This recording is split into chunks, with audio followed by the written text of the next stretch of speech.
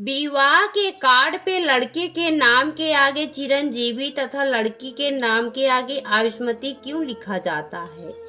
एक ब्राह्मण की कोई संतान न थी। उसने महामाया की तपस्या की। माताजी तपस्या से प्रसन्न होकर ब्राह्मण से वरदान मांगने को कहा। ब्राह्मण ने वरदान में पुत्र मांगा। माता ने कहा, मेरे पास दो तरह के पुत्र हैं। पहला 10 वर्ष जिएगा लेकिन महामूर्ख होगा।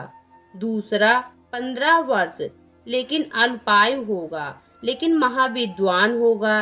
किस तरह का पुत्र चाहिए? ब्राह्मण बोला, माता मुझे दूसरा वाला पुत्र दे दो। माता ने तथास्तु कहा। कुछ दिन के बाद ब्राह्मणी ने पुत्र को जन्म दिया, लालन पालन किया। धीरे धीरे 5 वर्ष बीत गए। माता का वरदान याद करके ब्राह्मणी ने ब्राह्मण से कहा, 5 वर्ष बीत गए हैं, मेरा पुत्र अल्पायु है। जिन आँखों ने लाल को बढ़ते हुए देखा है, जिन आँखों में लाल की छवि बसी है, अथाह प्रेम है, वह आंखें लाल की मृत्यु कैसे देख पाएंगी? कुछ भी करके मेरे लाल को बचा लो। ब्राह्मण ने अपने पुत्र को विद्या ग्रहण करने के लिए काशी भेज दिया। दिन रात दोनों पुत्र के वियोग में दुखी रहने लगे। धीरे धीरे समय बीता। पुत्र की मृत्यु का समय निकट आया। काशी के एक सेठ ने अपनी पुत्री के साथ उस ब्राह्मण पुत्र का विवाह कर दिया। पति पत्नी के मिलन की रात उसकी मृत्यु की रात थी। यमराज नाग रूप धारण कर उसके प्राण हरने के लिए आए। उसके पति को डस लिया। पत्नी ने नाग को पकड़ के कमंडल में बंद कर दिया। तब तक उसके पति की मृत्यु हो गई। पत्नी महामाया की बहुत बड़ी भक्त थी। वह अपने पति को जीवित करने के लिए माँ की आराधना करने लगी। आराधना करते करते 1 माह बीत गया।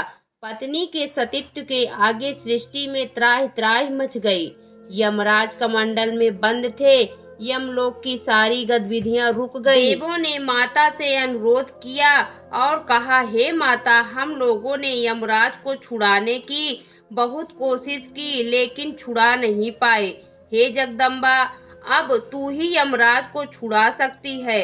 माता जगदम्बा प्रकट हुई और बोली, हे बेटी, जिस नाग को तूने कमंडल में बंद किया है वह स्वयं यमराज है। उनके बिना यमलोक के सारे कार्य रुक गए हैं। हे पुत्री, यमराज को आजाद कर दे। माता के आदेश का पालन करते हुए दुल्हन ने कमंडल से यमराज को आजाद कर दिया। यमराज कमंडल से बाहर आए। माता को तथा दुल्हन के सतीत्व को प्रणाम किया।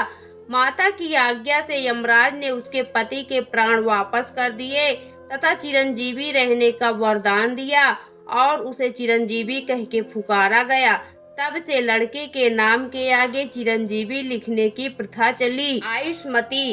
राजा आकाशधर के कोई संतान नहीं थी। नारद जी ने कहा, सोने के हल से धरती का दोहन करके उस भूमि पे यज्ञ करो, संतान जरूर प्राप्त होगी। राजा ने सोने के हल से पृथ्वी जोती। जोतते समय उन्हें भूमि से कन्या प्राप्त हुई।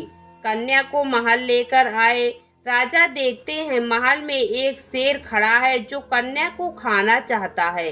डर के कारण राजा के हाथ से कन्या छूट गई। शेर ने कन्या को मुख में धर लिया। कन्या को मुख में धरते ही शेर कमल पुष्प में परिवर्तित हो गया। उसी समय विष्णु जी प्रकट हुए और कमल को अपने हाथ से स्पर्श किया।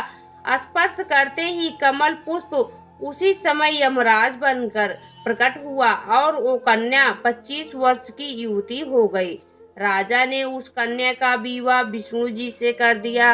यमराज ने उसे आयुष्मती कह के पुकारा और आयुष्मती का वरदान दिया। तब से विवाह में पत्र पे कन्या के नाम के आगे आयुष्मती लिखा जाने लगा। दोस्तों, आपको यह पौराणिक कथा कैसी लगी कमेंट बॉक्स में जरूर बताएं। वीडियो को लाइक करें, शेयर करें और हमारे चैनल को सब्सक्राइब करना न भूलें। वीडियो देखने के लिए आपका बहुत बहुत धन्यवाद।